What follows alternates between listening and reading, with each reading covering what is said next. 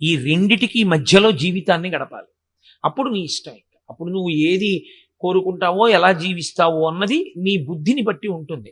కానీ ఈ రెండు సమయముల యందు నామాన్ని ఋషులు నిర్ణయం చేశారు. అలా ఎందుకు చేశారు అన్న దాని గురించి ఇప్పుడు నేను మాట్లాడితే మళ్ళీ అది నామవైభవం వైపుకు వెళ్ళిపోతుంది. అందుకని నేను భగవద్గీతకి కట్టుబడే ప్రయత్నం చేస్తాను. కనుక ఇప్పుడు ఈశ్వరుడు మీకు శరీరాన్ని ఇచ్చి విడిచిపెట్టినప్పుడు 3 మార్గములలో ప్రయాణం చెయ్యవచ్చు. ఈ శరీరంలోంచి ఇంకో శరీరాన్ని మీరు పుచ్చుకోవచ్చు. పుచ్చుకునేటప్పుడు దేవతా శరీరాన్ని పుచ్చుకోవచ్చు.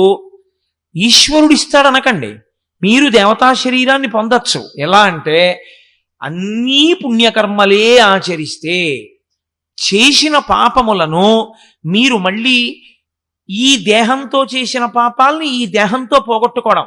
అప్పరని 63 మంది నాయనార్లలో పెద్ద ఆయన ఒక ఆయన ఉండేవారు. ఆయన ఎక్కడికి వెళ్ళినా కాయిక కైంకర్యమే. దేవాలయాన్ని వెళ్ళి చీపురుతో తుడిచేసేవారు, నీళ్లు పట్టుకెళ్ళి దేవాలయం కడిగేసేవారు. ఎప్పుడూ ఈ శరీరంతో సేవ. ఈ శరీరంతో చేసినటువంటి పుణ్యం వల్ల శరీరంతో చేసినటువంటి పాపమును నశింపచేసుకుంటాడు.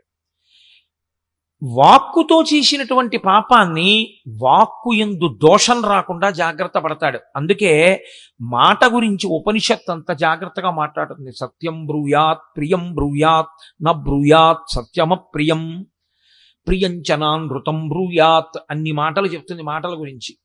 మాటని తపస్సుగా వాడుకున్నాడు.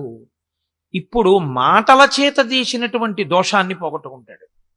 మనస్సుతో ఎప్పుడూ పవిత్రమైనటువంటి ఆలోచనలనే చేయడం అలవాటు చేసుకున్నాడు. మనసుతో చేసుకున్న పాపాలని పోగొట్టుకున్నాడు.